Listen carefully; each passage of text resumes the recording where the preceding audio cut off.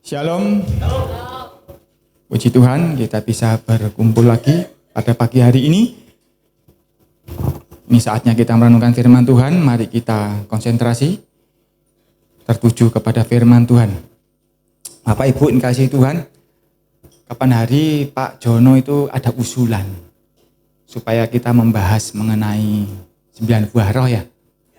Nah, tapi sebelum kita masuk ke 9 buah roh, kita belajar dulu bahwa kalau Roh Kudus menguasai hidup kita, itu akan ada manifestasi ilahi yang terjadi dalam hidup kita. Kalau pujian terakhir tadi mengatakan apa? Kunyatakan Engkau Tuhan di hidupku. Berarti kita menyatakan bahwa Engkaulah penguasa hidupku. Nah, betul enggak Tuhan berkuasa atas hidup kita? Nah, kita akan cek beberapa. Saya enggak akan bisa membahas seluruhnya, karena manifestasi roh itu beraneka ragam. Tetapi saya akan mengambilkan beberapa contoh ya di Alkitab ini untuk menjadi pandangan kita. Kita buka Bilangan pasal 11. Ayat ke-16 kita akan baca. Bilangan 11 ayat 16.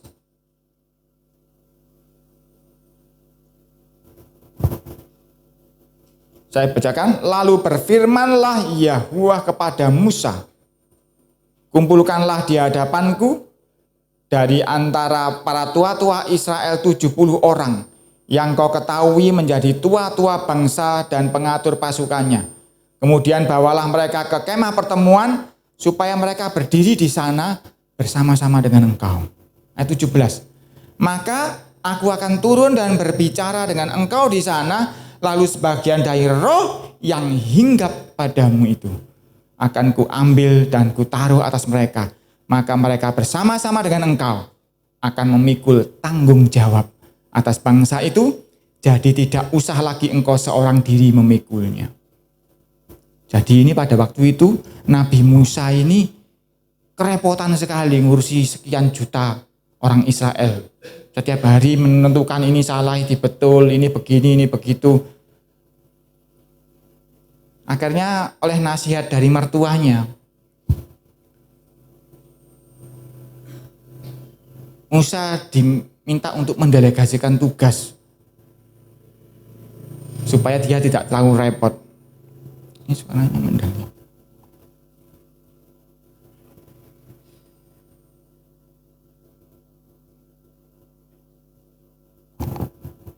Sehingga akhirnya Tuhan memerintahkan pilih 70 orang untuk membantu engkau. Aku akan ambil roh yang hinggap padamu.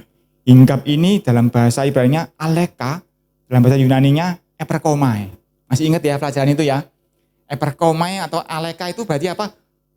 Berkuasa, menguasai, bahkan menjarah, menjajah, mendikte dan sebagainya. Jadi kalau di pujian terakhir saya mengatakan, kunyatakan engkau Tuhan di hidupku, berarti engkau yang berkuasa atasku. Nah, harusnya Roh Kudus itu aleka atau eperkomai terhadap kita.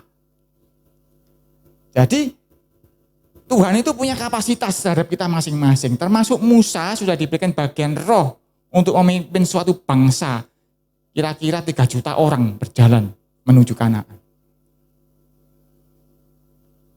Ketika tugasnya Musa ini akan dibagi-bagikan, Tuhan tidak nambahkan jatah roh lagi, tapi dia ambil dari jatahnya Musa. Yang sudah eperkomai di dalam hidupnya Musa, sudah aleka dalam hidupnya Musa, diambil untuk aleka, eperkomai kepada 70 orang ini.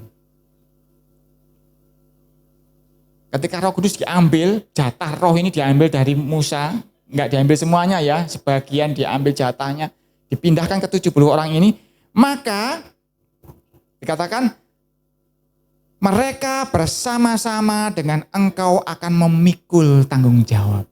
Nah, kalau Roh Kudus berkuasa atas kita, kalau Roh Kudus menguasai hidup kita, kalau Roh Kudus ini eperkomai, aleka di dalam hidup kita, ada satu manifestasi, yaitu kita akan memikul tanggung jawab. Ini kita belum ngomong 9 buah roh ya, itu kapan kita nanti atur waktunya. Sebelum 9 buah roh itu ada manifestasi-manifestasi lain yang kadang-kadang lepas dari orang-orang percaya.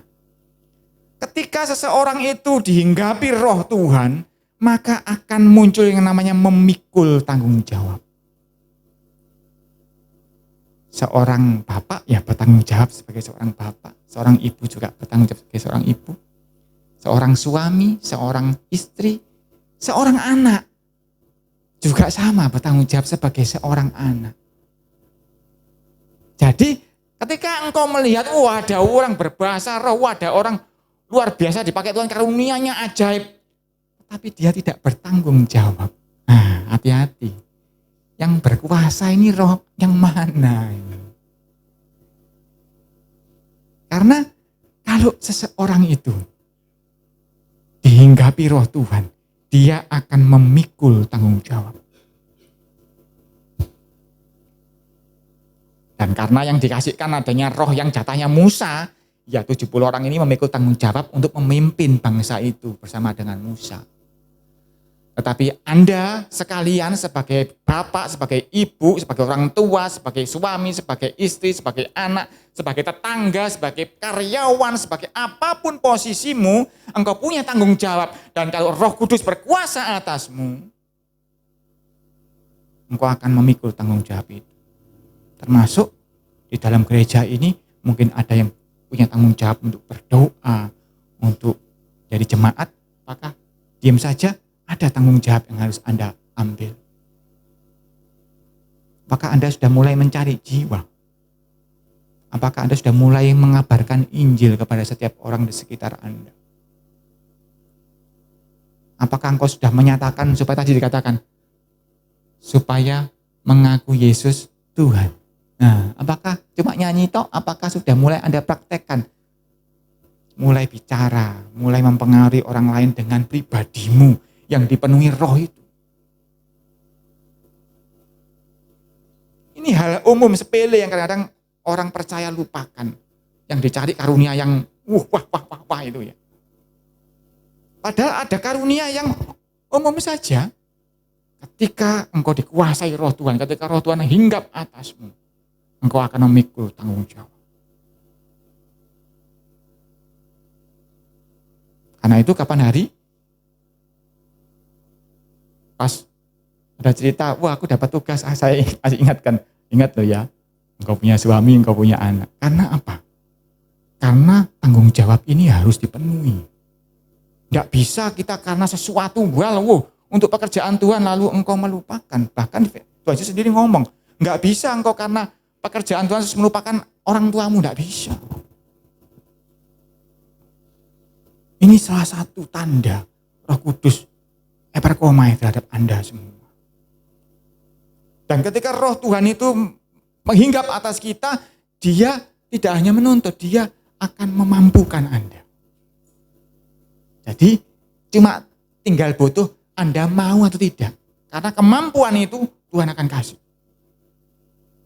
Apakah Anda mau memikul tanggung jawab Anda? Termasuk yang sekolah. Yang sekolah, ingat yang sekolah, anak-anak, adik-adik, ingat. Engkau punya tanggung jawab belajar. Enggak cuma mainan. Enggak cuma yang lain-lain. Tapi ada tanggung jawab belajar. Urusan engkau nanti nilainya bagus apa enggak, itu kemurahan Tuhan. Tapi tanggung jawabmu belajar sebagai pelajar.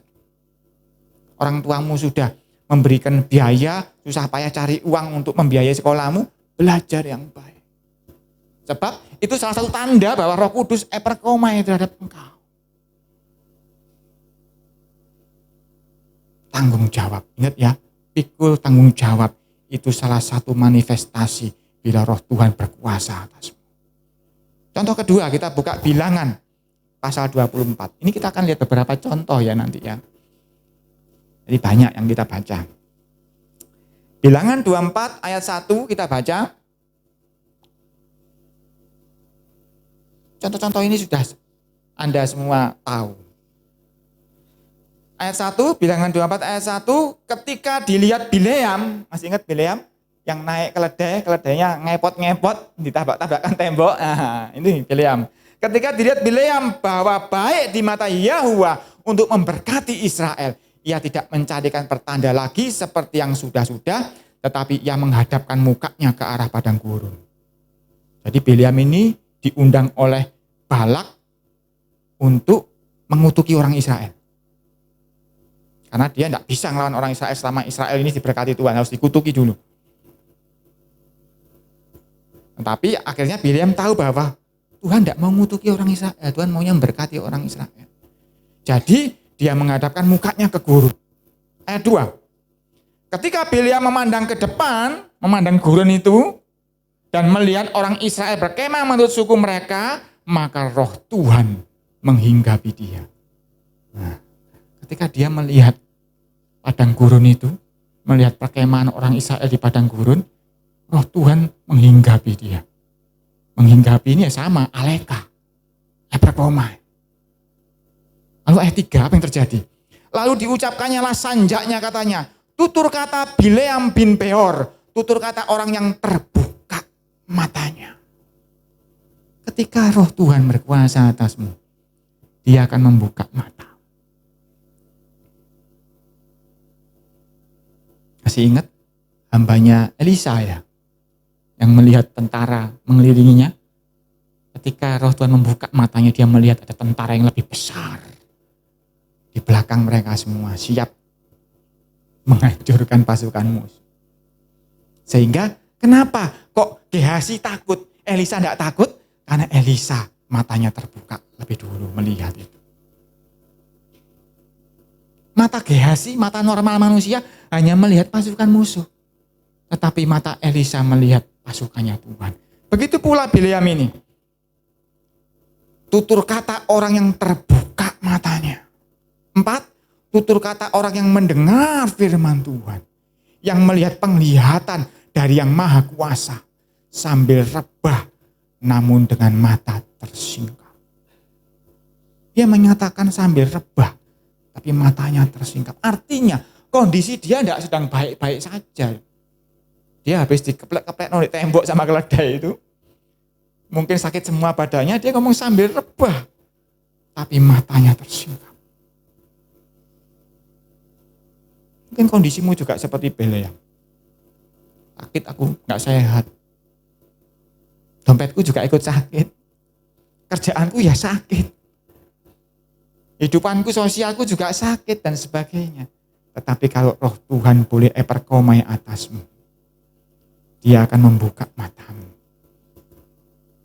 Ayat 4, tutur kata orang yang mendengarkan. Ini tadi ya. Ayat 5, alangkah indahnya kemah-kemahmu, hai Yakub, dan tempat-tempat kediamanmu, hai Israel. Masih ingat tadi? Bileam melihat memandang ke arah mana? Padang gurun. Yang dilihat mata biasa itu padang gurun. Tetapi yang dilihat mata yang terbuka oleh roh Tuhan, alangkah indahnya kemah-kemahmu, hai Yakub. Tempat-tempat kediamanmu, hai Israel. Ayat 6 lebih dahsyat. Sebagai lembah yang membentang semuanya. Bileam, itu padang gurun bukan lembah. Sebagai taman di tepi sungai.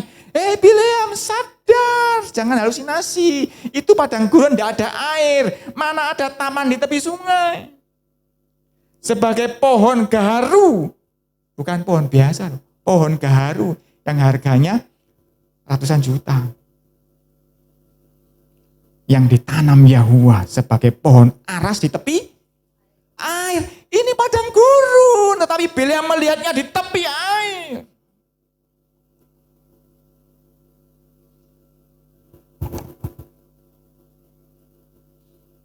Suatu saat anak saya pernah tidak lulus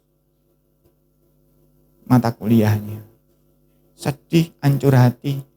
Tapi saya suruh dia bersuka cita. Karena apa? Karena saya melihat pohon aras di tepi air. Dia tidak ngelihat, dia nangis terseduh-seduh. Dari mata saya melihat pohon aras di tepi air. Bapak Ibu, saudara sekalian, adik-adik, mungkin ada adik-adik yang kecewa ya. Orang tuaku kok mek ngene tok gak sugih.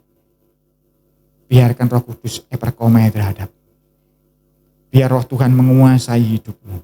Biarkan matamu terbuka melihat bahwa orang tuamu itu kaya di hadapan Tuhan.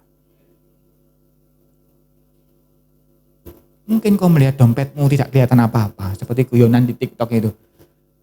Aku periksa mata, aku buka dompet kok tidak kelihatan apa-apa.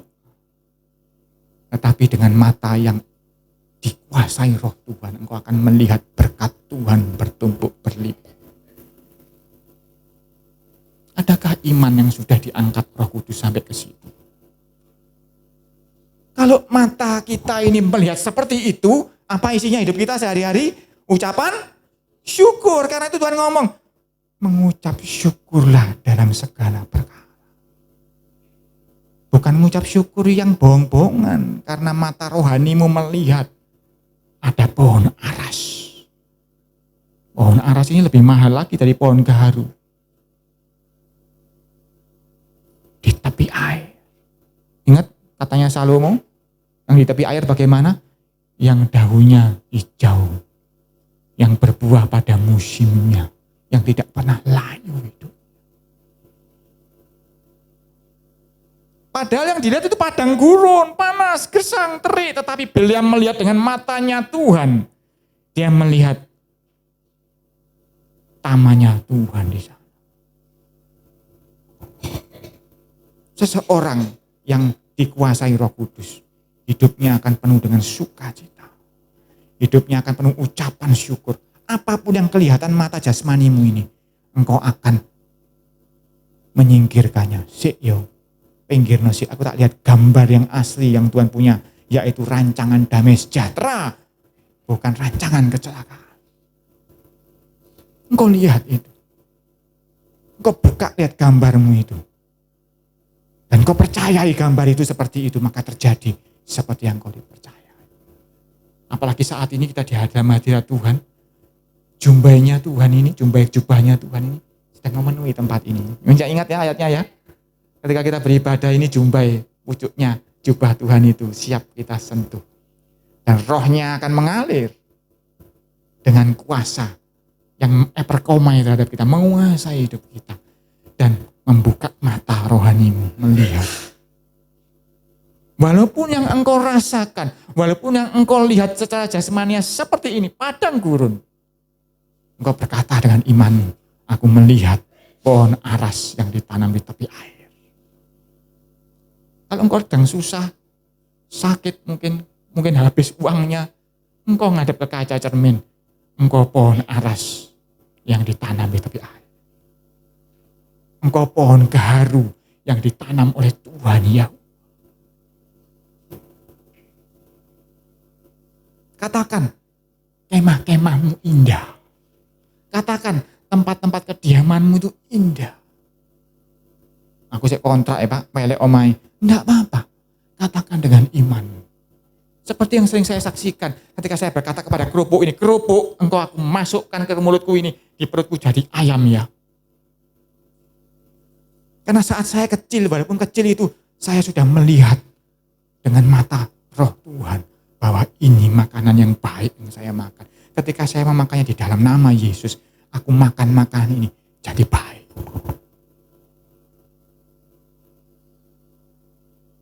Apakah ada alasan untuk menggerutu orang-orang yang dikuasai oleh roh Tuhan? Isinya adalah ucapan syukur. Isinya adalah sukacita. Karena matanya terbuka.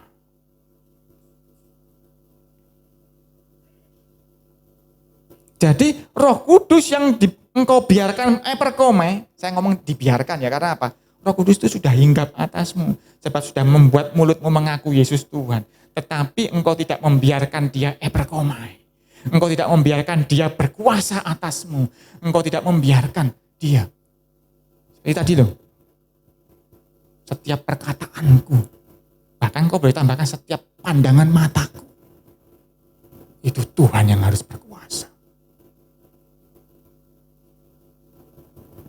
Ampuni kami Tuhan, biar kami menggunakan mata rohani ini untuk melihat setiap situasi hidup kami, supaya kami boleh dipenuhi ucapan syukur. Kalau enggak mana bisa ucap syukur, mau aku loro loh Pak. Itu sama dengan Bileam ini sambil rebahan dia, sambil rebah dia matanya tapi tersingkap.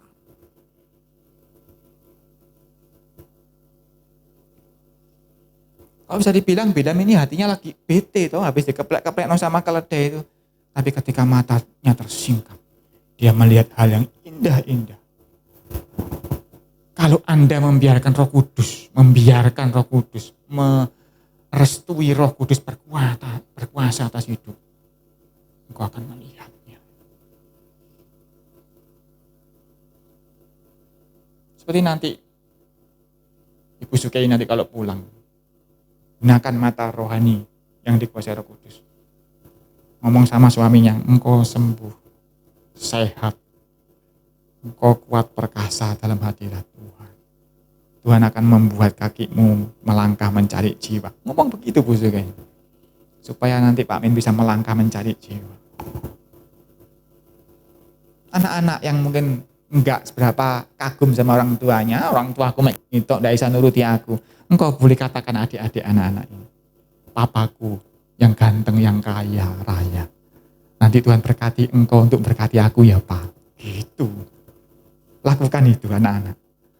Nanti walaupun papamu gak sekira kuat, Roh Kudus menguatkan papamu untuk perkasa. Loh iya, masih ingat kata-kata Rasul Paulus kepada kepala penjara itu? Percaya saja, maka seisi rumahmu akan diselamatkan. Setiap adik kecil ini pun bisa menyelamatkan rumah tangganya. Bisa membuat papanya kuat, mamanya kuat. Bisa, adik-adik ini bisa. Asalkan mulutmu tadi dikatakan pujian tadi, perkataannya ini dikuasai Tuhan. Matamu melihat, enggak, mamaku baik. Mamaku akan menyayangi aku. Mamaku akan menjadi seperti yang Salomo katakan, wanita yang pilihan. Gitu. Suami pun ke istri begitu. Lihat istrimu. Malah istriku kayak ngono. Papa, lihat dengan mata yang seperti Bileam melihat. Istriku engkau pohon aras yang ditanam di tepi air. Istri lihat suami yang begitu. Maka engkau akan mengucap syukur. Bangun tidur, lihatlah sebelahku iki mana. Jangan. Tuhan memberkati engkau suami.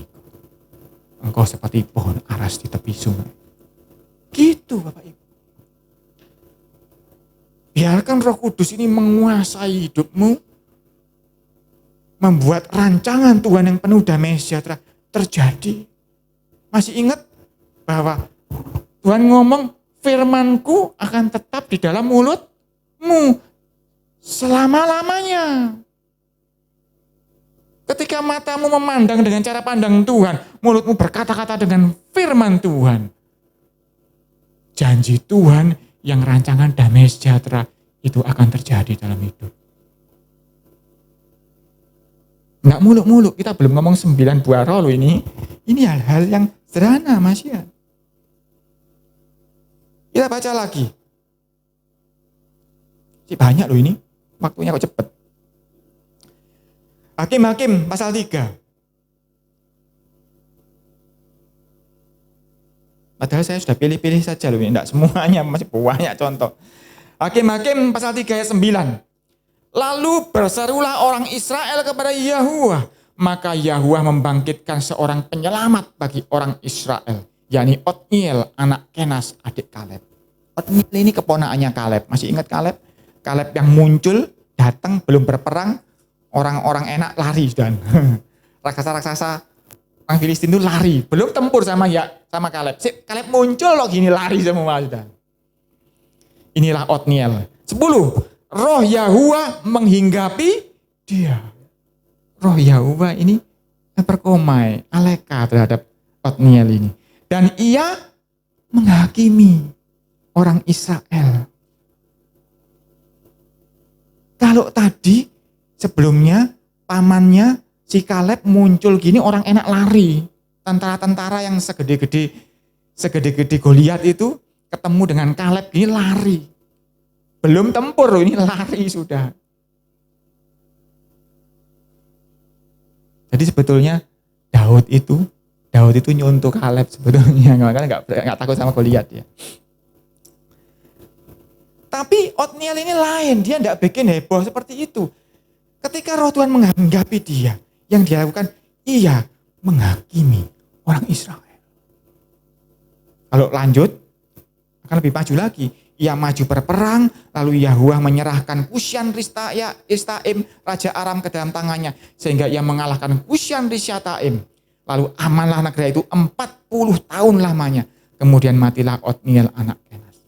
Selama Otniel hidup 40 tahun, aman negeri itu. Apakah karena dia seperti Kaleb tadi, berperang lalu menang? Tidak, langkah awalnya sederhana. Dia menghakimi orang Israel. Ketika roh Tuhan menghinggapi kita Bapak Ibu, kita akan meluruskan hidup kita.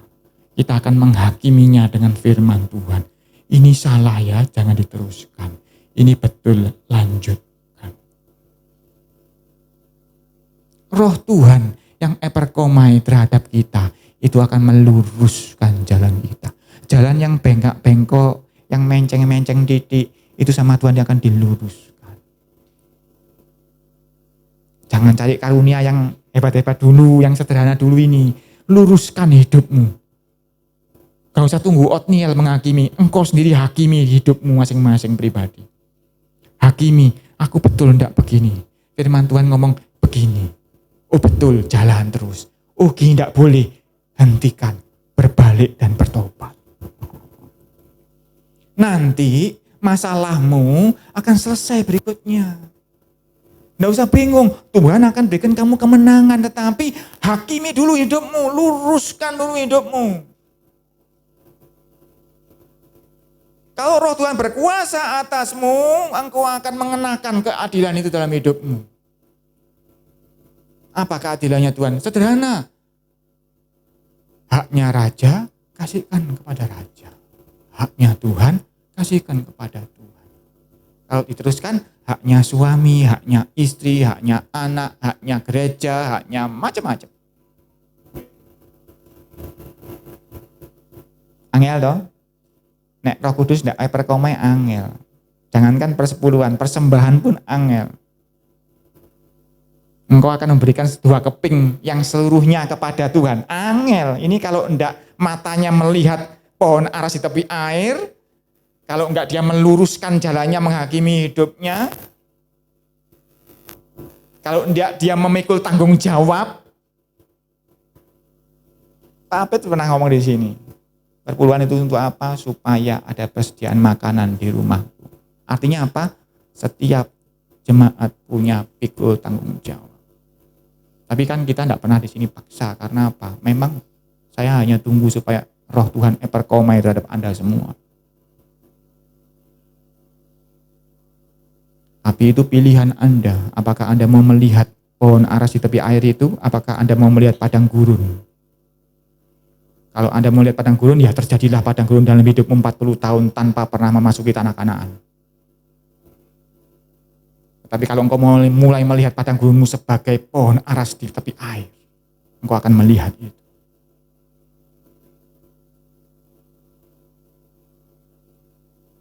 Otniel tidak bingung-bingung, begitu roh Tuhan berkuasa lalu dia mengalahkan musuh, enggak. Dia menghakimi orang Israel. Dia meluruskan dulu langkahnya. Setelah lurus ini loh, berikutnya Tuhan beresi 40 tahun aman. Tapi seringkali kita ini melihat padang gurun tadi itu loh, jadi susah padang gurun Pak, padang gurun susah. Aku harus simpan air banyak-banyak padang gurun, nanti kekurangan air. Padahal di setiap tempat Tuhan sediakan air di padang gurun itu. Ada yang namanya air di Mara, pahit, lempari kayu manis. Ada ketemu di Gunung Sinai. Ngomong Musa batunya memancarkan air. Yang kedua dipukul sama Musa memancarkan air. Nanti pada titik-titik tertentu dalam hidup kita, ketika air kita habis, Tuhan tuh akan kasih sebetulnya. Seperti mana? Ngasih mengambil banyak, apakah berlebihan? Enggak, busuk. Ambil secukupnya. Karena nanti besok dikasih lagi sama Tuhan mananya. Begitu pula berkat Tuhan, kalau engkau berhitung-hitung dengan caramu, engkau hanya akan melihat padang gurun. Engkau tidak akan melihat pohon aras di tepi air.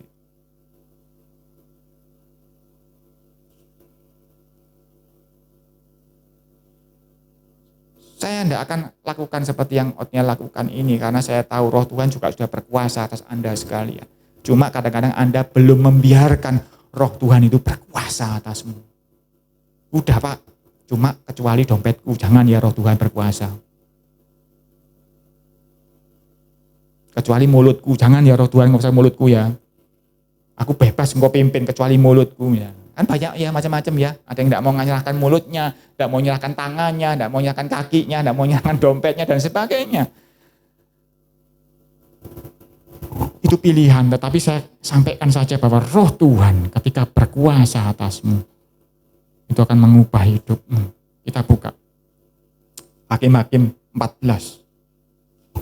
Ini juga terkenal, anak sekolah minggu juga tahu ini. Hakim-Hakim 14 ayat 5 ini. Saya baca biar cepat. Lalu pergilah Simson beserta ayahnya dan ibunya ke Timna. Ketika mereka sampai ke kebun anggur di Timna, maka seekor singa muda mendatangi Simson dengan mengaum. Ayat 6, pada waktu itu berkuasalah roh Yahuwah atas dia. Sehingga singa itu dicabiknya seperti orang mencabik anak kambing tanpa apa-apa di tangannya. Tetapi tidak diceritakannya kepada ayahnya atau ibunya apa yang dilakukannya itu. Ini keperkasaan Simson yang pertama yang ditulis.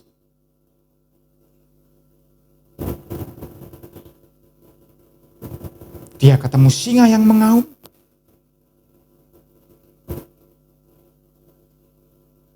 Sebelumnya nggak pernah ditulis tuh. Simson itu bisa mematahkan besi, nggak pernah ditulis. Tapi ini awal keajaiban itu dituliskan mengenai Simson. Ketika singa mendatangi Simson, berkuasalah roh Tuhan. Ini dalam posisi yang berbeda daripada Aleka. Ini menguasai Simson. Apa yang dia lakukan? Ia mencabik-cabik. Kira-kira ini ya, kalau Anda belajar bela diri, lalu Anda tahu, Anda sakti, bisa memukul batu bata pecah, lalu ada penjahat, saudara akan hadapi kan ya. Tapi kalau Anda tidak pernah tahu tanganku ini kuat apa tidak, berani tidak menghadapi penjahat? Mulai selamat sih ay Pak, jangan wong liya sik sing ngeroyok. Engko nek wis ceblok baru tak ewangi gepuk gitu ya. Simson ini apakah sudah tahu kalau dia sakti? Ketika roh Tuhan berkuasa, dia hadapi singa.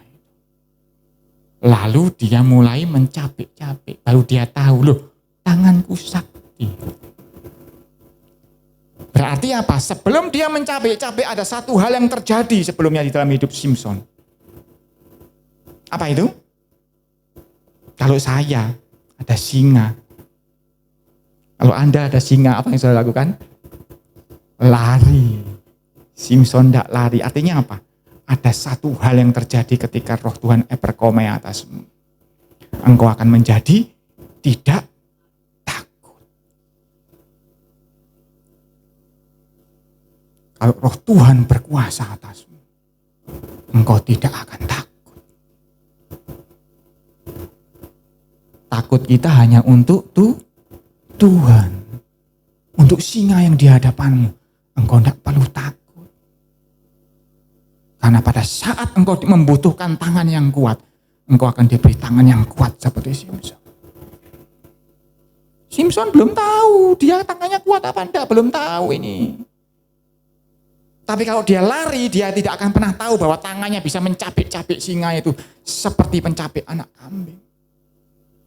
Tapi karena dia menghadapi singa itu, maka dia tahu bahwa Tuhan bisa membuat tangannya perkasa. Karena itu dalam setiap saya mengajari anak saya, kalau ada masalah nak, hadapi, jangan lari. Karena kalau engkau hadapi, engkau akan tahu bahwa Tuhanmu membuat engkau mampu. Tapi kalau engkau lari, engkau tidak akan pernah tahu bahwa Tuhan membuat engkau mampu. Banyak toh dari kita yang ngepir toh, mau melakukan ini dan itu karena takut tidak kuat kan. Itu hitung-hitungan itu gak masuk, Pak. Tapi kalau engkau berani seperti Simson, engkau akan melihat bahwa Tuhan bisa membuat engkau mampu.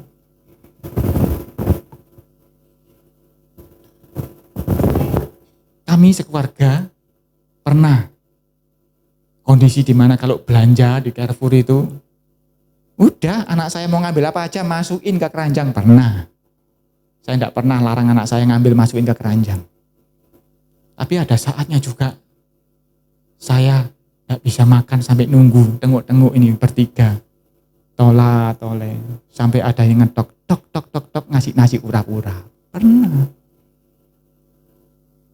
Tetapi ketika saya berani menghadapinya, saya jadi tahu Tuhan bisa ngirim nasi urap-urap. Ya Pak Jono ya, ada yang mengirim roti Pak Jono ya. Roti atau beras, saya tidak tahu. Ada yang ngirim pokoknya kan. Kalau Anda berani menghadapinya seperti Simson, tahu dan melihat pohon aras di tepi air, bukan melihat padang gurun, nanti Tuhan akan bikin engkau melihat. Saya pernah tengok-tengok tole petengi luwe, mangan opo iki. Pintu diketuk, ada yang ngasih nasi urap. Tapi saya jadi tahu, dulu saya mendengar, tapi sekarang saya mengalami.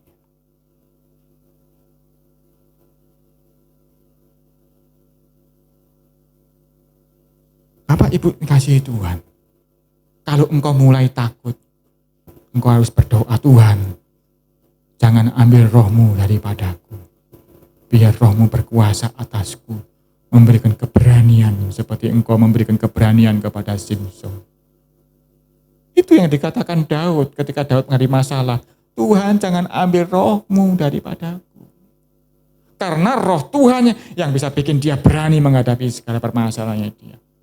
Dia bisa menghadapi anaknya, Absalom mengambil tahtanya dan dia diam saja, dia nyingkir gitu aja. Karena roh Tuhan berkuasa atas dia. Mungkin para pegawainya melihat, waduh Daud anakmu menguasai tahtamu. Seperti dia melihat padang gurun. Tetapi Daud melihat pohon aras di tepi air. Sehingga dia dengan tenang saja meninggalkan istananya pergi. Biar anakku berkuasa, aku tak pergi. Karena roh Tuhan berkuasa. Roh Tuhan dibiarkan berkuasa atas hidupnya. Sekali lagi saya ulangi, dibiarkan. Kadang-kadang kita menghalangi roh Tuhan berkuasa atas kita. Dan roh itu lemah lembut. Ketika engkau menghalangi, dia akan berhenti. Baca lagi lebih lanjut. 1 Samuel 10 ayat 6. Saya baca langsung supaya cepat. Maka roh Yahuwah akan berkuasa atasmu. Ini seperti Simson tadi, berkuasa atasmu.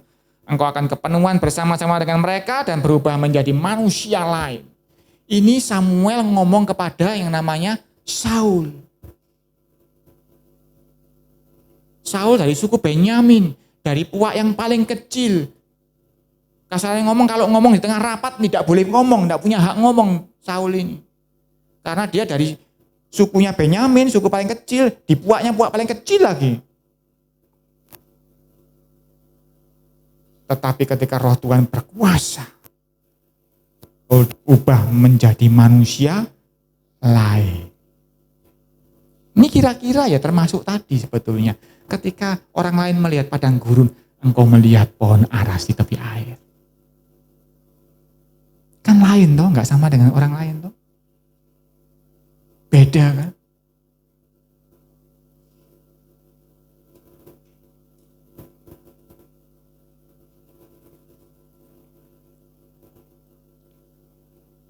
Kalau anak saya ngomong ke saya, Pak, kok itu gitu, kok itu gitu, kok itu begitu.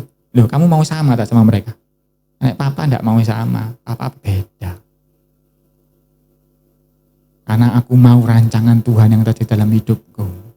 Beda, enggak mau aku sama. Jadi ketika roh Tuhan menguasai hidupmu, engkau akan jadi manusia yang lain. Yang tadinya tersinggungan, enggak tersinggungan. Yang tadinya baper, enggak baper lagi. Yang tadinya sombong, enggak sombong lagi. Yang tadinya kasar jadi lembut. Yang tadinya pelit jadi murah hati. Dan sebagainya, dan sebagainya. Lompat ayat 9. Sedang ia berpaling untuk pergi meninggalkan Samuel, maka Tuhan mengubah hatinya menjadi lain. Nah, ini tuh. Tadi kan menjadi manusia lain. Karena sekarang ini kan banyak orang menjadi manusia lain ya. Laki-laki tiba-tiba jadi lembeng. Hai, gitu ya. Ada yang perempuan jadi laki-lakian. Ada yang irungnya pesek dijadikan mancung. Bahkan masih ingat James Bond, Michael Jackson, orang kulit hitam kan? Jadi orang kulit putih kan terakhir dia waktu mati. Karena dia ditato penuh seluruh hidupnya, seluruh kulitnya ditato penuh. Jadi orang kulit putih. Alasannya sih karena ada ada penyakit kulit dan sebagainya, tapi akhirnya ditato penuh kulitnya, jadi putih. Tahu kan Michael Jackson jadi putih kan kulitnya karena ditato penuh itu seluruh tubuhnya. Bukan manusia lain yang seperti itu yang dimaksudkan di dalam 1 Samuel ini. Adalah maka Tuhan mengubah hatinya menjadi lain. Dan segala tanda-tanda yang tersebut itu terjadi pada hari itu juga. Ketika hatinya diubahkan menjadi lain, maka tanda-tanda yang lain itu terjadi dalam hidupnya. Anda ingin tanda-tanda terjadi dalam hidupmu, tanda-tandanya anak Tuhan, yang diberkatinya, yang diberkatilah, yang beruntunglah, yang apa mau terjadi? Engkau harus mengalami dulu perubahan hati. Kalau dalam bahasa Ibrani ini pakai kata leb. Itu artinya inner man. Inner itu di dalam, man itu manusia. Manusia yang di dalam itu menjadi lain. Selontongan ini tetap iki. Irunge yo ngene, alise yo ngene. Itu cuma selontongannya saja kulitnya, tetapi inner man, lab, hatinya diubah menjadi lain.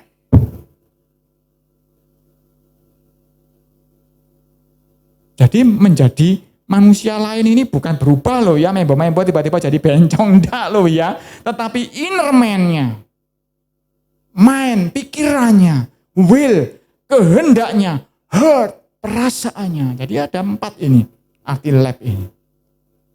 Dikatakan di sini mengubah hatinya itu ada 4 komponen ternyata.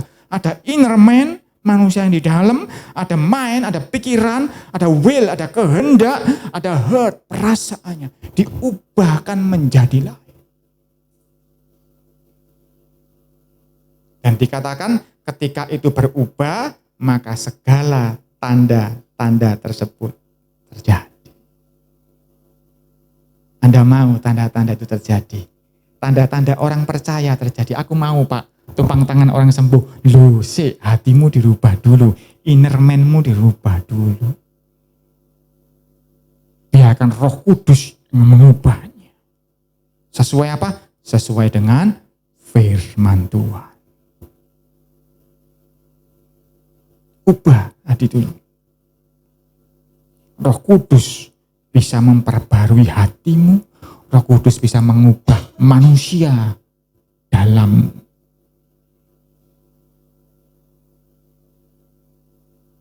nanti ini termasuk yang bisa membuat kita berbuah 9 buah roh itu. Ketika hati kita diubah, inner man kita diubah, kehendak will, kehendak kita pun dirubah. Kalau boleh Tuhan, cawan ini lalu daripadaku, itu kan kehendaknya.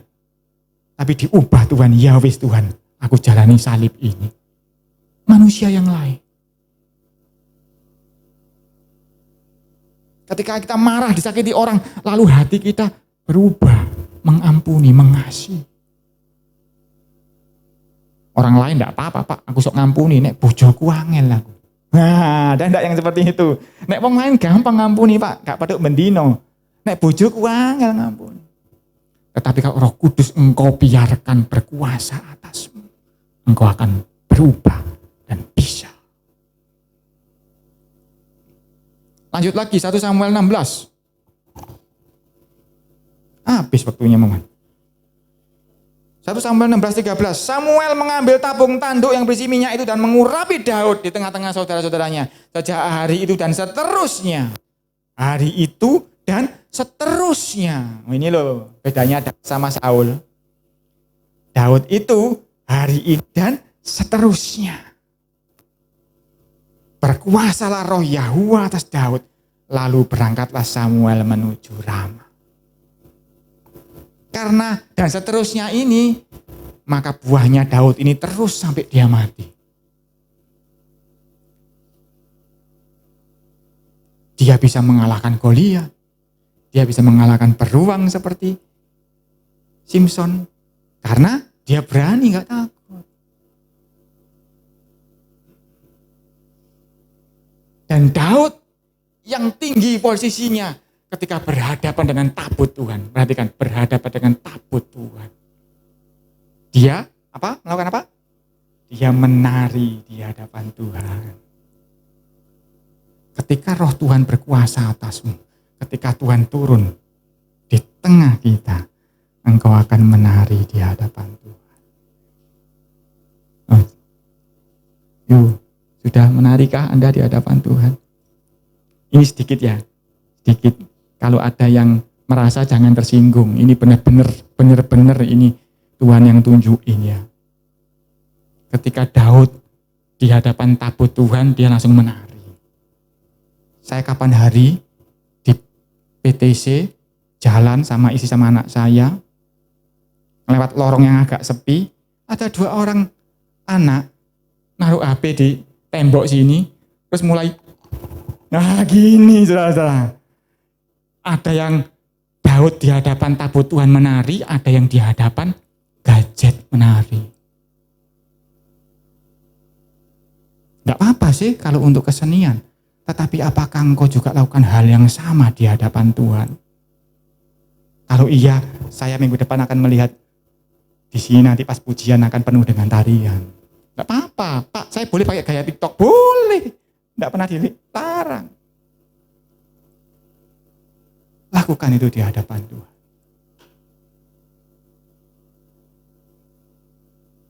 Karena ketika di hadapan hadirat Tuhan, maka roh Tuhan itu akan membuat kita menari. Kita lagunya ya. Bila roh Tuhan ada di dalamku, bukan menari seperti Daud menari. Ketika kita berkumpul, kita lebih dari 2-3 orang di sini. Hadirat Tuhan ada di sini. Menarilah untuk Tuhan. Saya tidak pintar menari sih, saya paling goyang-goyang dikit. Tidak apa-apa, sesuai dengan roh Tuhan bekerja atasmu. Tetapi biarkan, jangan halangi. Engkau nggak malu loh. Di dalam depan HP nggak malu, dilihat orang banyak nggak malu. Kenapa di sini malu di hadapan Tuhan? Jangan malu, lakukan itu di hadapan Tuhan. Saya tidak melarang Anda seperti itu, tetapi di sini lakukan itu di hadapan Tuhan. Supaya Tuhan dipermuliakan. Itu salah satu contoh ya, pas terlintas. Tetapi Daud tidak hanya itu saja.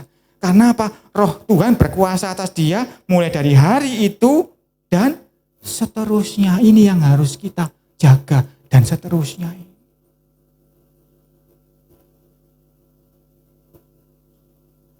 Ketika kita di hadapan Tuhan, tahu Musa ketika turun dari Gunung Horeb, apa yang terjadi? Wajahnya berseri-seri, menyala, bersinar. Karena habis ketemu Tuhan. Tapi zaman sekarang kita, ayo, siapa yang sukanya? Jepret gini, terus ketok cantik, jadi manusia yang lain. Saya sama, saya foto ya tak kasih filter ya. Saya ketok lebih ganteng titik ya. Tetapi ini sebagai sebuah kontrol buat kita bahwa kita di hadapan HP bisa berseri. Tapi kenapa di hadapan Tuhan kita kadang-kadang enggak gini? Tuhan, hidupku susah, penuh susah penderitaan. Kenapa enggak? Tuhan, engkau baik. Beri senyummu untuk Tuhan. Kalau engkau bisa senyum kepada HP, beri senyummu kepada Tuhan. Dan ketika engkau melihat saudara seiman, ada roh Tuhan di hadapanmu, maka aku juga senyum di hadapanmu. Saya tidak ngelarang, saya juga sama kok. Kalau pas foto HP yang guyu gini, kasih filter ya sama.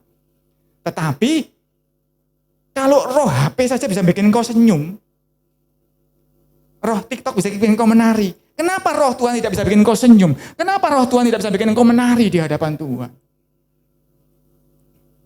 Biarkan, mengenai bahasa saya, biarkan Roh Kudus yang berkomai terhadap hidupmu. Jangan halangi, biarkan ketika engkau memuji Tuhan, menarilah. Bahkan harus lebih baik daripada ketika engkau menari di hadapan gadget. Ketika engkau tersenyum di hadapan Tuhan, sering tuh pujian ngomong, kok mukanya kok pada susah? Muji Tuhan sambil tersenyum. Lebih tersenyum ketimbang ketika engkau di hadapan HP-mu. Saya tidak melarang, karena saya juga melakukan hal itu. Tetapi saya menghimbau, engkau harus lebih baik lagi ketika engkau di dalam rumah Tuhan ini. Kita nggak usah ngomong dulu 9 buah roh. Ada hal-hal seperti ini yang kadang-kadang luput dari hadapan kita. Roh Kudus akan memampukan kita melakukan hal-hal yang tidak biasa seperti Daud. Kalau orang lain ketemu musuhnya lagi beol, tusuk, Daud tidak berani. Kan nggak biasa, orang yang lain. Jadi manusia yang lain. Kita semua harus menjadi manusia yang lain. Bukan karena kita memang orang lain, tetapi kita dikuasai roh Tuhan. Tuhan Yesus ya sama. Dalam wujud manusia. Dia akan meninggalkan keilahannya di surga. Dia turun sebagai manusia full. Bagaimana dia mengadakan mujizat? Roh Tuhan juga yang melakukannya. Kita baca Markus 5. Ini sedikit sudah mepet. Selesaikan ya. Markus 5 ayat 9. Kemudian Yesus bertanya kepada orang itu. Markus 1 ayat 12 dulu. Segera sesudah itu roh Tuhan memimpin dia. Roh memimpin Yesus ke padang gurun. Di padang gurun ia tinggal 40 hari lamanya dicobai oleh iblis. Ia berada di sana di antara binatang-binatang liar dan malaikat-malaikat melayani dia. Mata manusia melihat Yesus ke padang gurun. Tetapi Yesus seperti Bileam. Dia melihatnya. Malaikat-malaikat di sana akan melayani aku. Ya toh? Siapa yang pergi ke padang gurun takut? Karena engkau tidak melihat di sana malaikat-malaikat melayani engkau. Siapa yang takut seperti orang Israel ke padang gurun? Di sana dia melihat air keluar dari batu. Dia melihat tiang awan, tiang api. Dia melihat mana turun dari surga. Jangan takut untuk memasuki padang gurun. Karena di sana para malaikat akan melayani engkau. Sama seperti Bileam, Yesus juga melihat hal yang sama. Dia melihat padang gurun ini tempat di mana malaikat akan melayani dia. Masuk Markus yang 5 ayat 9 tadi. Kemudian Yesus bertanya kepada orang itu, siapa namamu?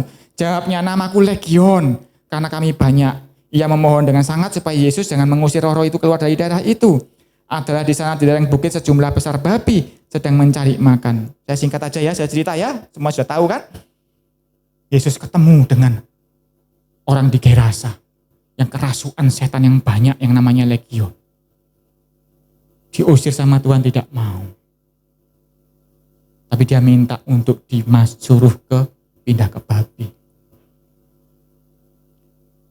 Apakah roh iblis tidak juga bisa masuk ke manusia? Bisa.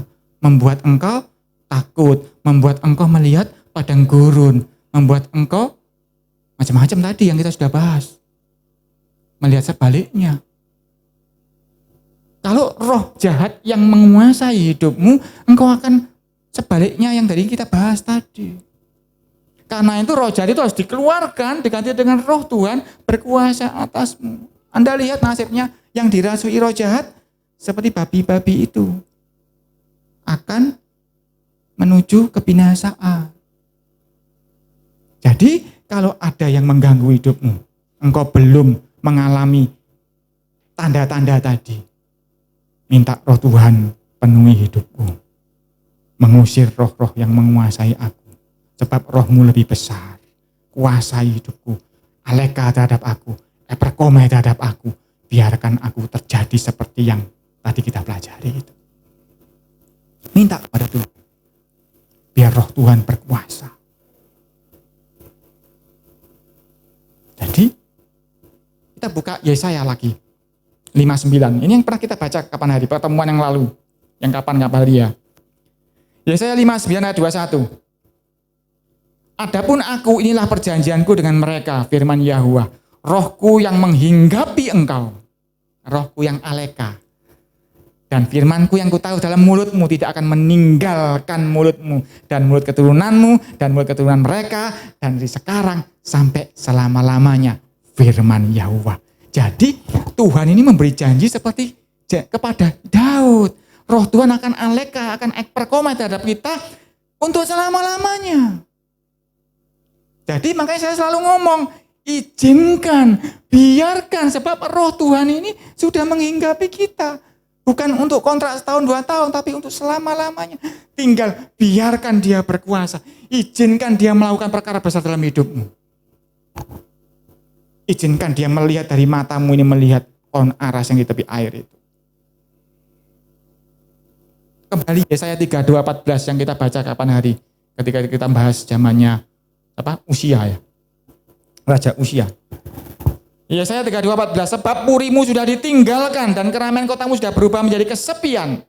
Bukit dan menara sudah menjadi tanah rata untuk selama-lamanya. Menjadi tempat kegirangan bagi keledai hutan dan tempat makan rumput bagi kawanan binatang.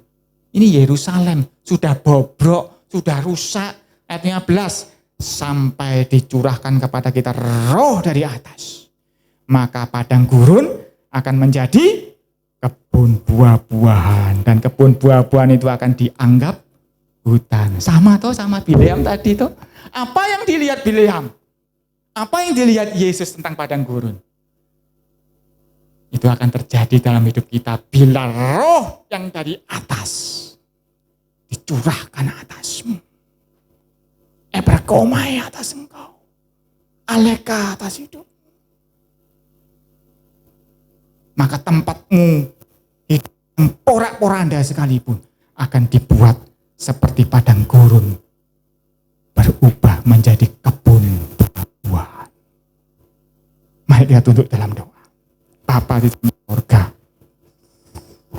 celikkan mata rohani kami Tuhan, untuk melihat padang gurun di sekitar kami itu seperti kita melihat pohon aras di tepi air.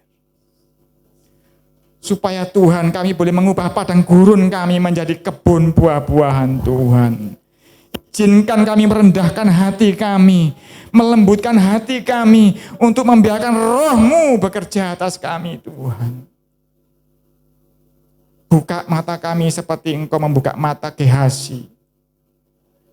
Bahwa tentara yang menyertai kami lebih besar daripada tentara musuh. Bahwa padang gurun itu hanya ilusi. Karena rancangan-Mu adalah kebun buah-buahan. Karena rancangan-Mu adalah pohon aras yang ditanam di tepi air. Ampuni kami Tuhan. Kami seringkali mengeraskan hati. Kami tidak taat. Kami tidak menghakimi diri kami sendiri. Mana yang lurus, mana yang berkenan di hadapan-Mu. Kami mengeraskan hati sesuai dengan apa yang kami mau. Kuatkan kami Tuhan. Lutut yang gentar Engkau kuatkan supaya punya keberanian seperti Simson. Melangkah menghadapi singanya masing-masing. Seperti Engkau menyertai Daniel, Engkau menutup mulut singa-singa itu Tuhan. Karena roh Tuhan berkuasa atas Daniel. Dan yang kami mau Tuhan, roh-Mu berkuasa atas kami. Membuat kami menjadi manusia yang lain Tuhan. Hamba-Mu selesai bicara.